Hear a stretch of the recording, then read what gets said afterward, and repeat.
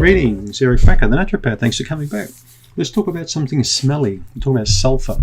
It stinks, sulfur dioxide especially, or different gases that your gut can produce. I think there are about 4 or 5 different types of gas the gut can produce, but the particularly stinky one is the sulfur smell. So if you don't like sulfur, don't come to New Zealand. Don't come here. We've got this town called Rotorua. Some people call it Rotovegas, and it stinks. It stinks of rotten eggs everywhere you go. Like if you wind the window of your car down, every guy gets blamed at least once or twice driving through there for being naughty in the car. But I'll tell you now, it's pretty on the nose. So it's a lot of thermal activity in the area, so lots of sulfur getting pumped up. And man, does it smell. But you get used to it. But what about in humans? Where does the sulfur rotten egg smell come from? Let me read some of my notes. When it comes to foods, many high fiber foods can make you pass more gas. So it's true that people who eat lots of veg can fart more, but it shouldn't have to be the kind of gas that clears out an entire concert hall, like everybody walks out, and even with masks on, people could walk out. It doesn't have to be that bad. So some farts can be so bad they can bring tears to your eyes. I'm not joking. And it's a particular type of protein. I think it might be a cysteine related, or there are particular amino acids in some foods that can create seriously bad smells from gas, way beyond sulfur. But anyway, I won't talk about that because I don't like that kind of talk. I've written here, it can clear out an entire concert hall if you get my drift, no pun intended. Sorry about that. It takes a long time for these foods to break down though in your gut. When you've got the right type of bacteria there, these fiber foods can break down a lot more easily.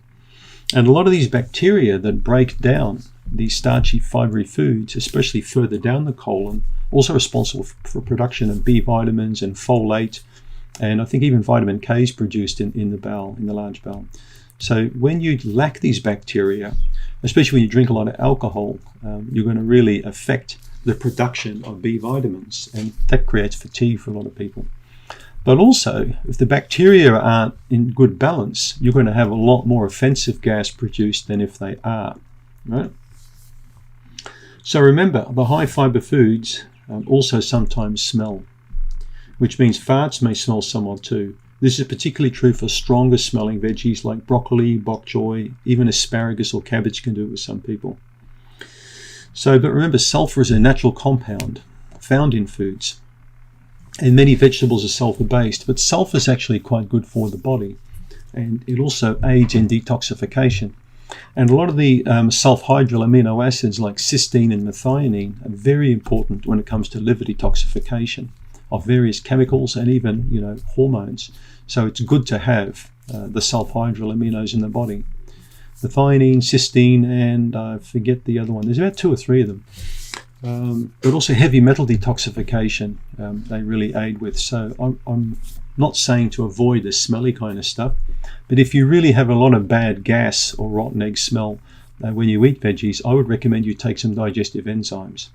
Take a look at Candida Restore with the probiotics and the enzymes in it. That's going to help the gut quite a lot and allow you to break them down more effectively. Last tip I'll give you with these kind of vegetables is look at different ways of cooking them. Lightly steaming, heavy steaming them, casseroling them. The different heat you apply to it and amounts of liquid can result in different textures and also how it breaks down in the gut. So experiment in that way. You'll find cooked maybe way better than raw, for example. I don't think raw brassicas are good to eat anyway. I never have, apart from cabbage maybe, but raw kale, not a good idea. You can see my video about raw kale and thyroid anyway that I put together. So I hope that gives you a bit of information on rotten smelling kind of stuff, all right? Chew slowly. That'll help too. Thanks for tuning in.